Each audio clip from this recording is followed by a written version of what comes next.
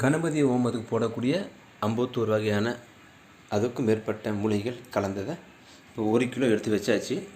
இது வந்து இப்போ வந்து மல்லிகைப்பூவை தூள் பண்ணி போகிறோம். இப்போ வந்து என்ன சொல்லுவாங்க, நமக்கு அடுத்தடுத்த ஆர்டர் இருக்குது. அருங்கப்புல் ஊதுவத்தி இருக்குது, தாமிர ஊதுவத்தி இருக்குது, பன்னீர் ரோஜா ஊதுவத்தி இருக்குது, ஆர்டர் இருக்குது. இப்போ தச்சமே நம்ம வந்து இப்போ மல்லிகைப்பூ ஊதுவத்தி பண்ண போகிறோம். இதுவரையும் யாரும் சட்னி அரைச்சிருப்பீங்க. வீட்டில் எப்படி இந்த புதினா கொத்தமல்லி அரைச்சா எவ்வளோ ஸ்மெல் இருக்குமோ அதுக்கு ஈக்குவலான ஸ்மெல் வந்து நம்ம மல்லிகைப்பூலையும் இருக்குது. மல்லிகைப்பூக்குனான ஸ்மெல் இருக்குது.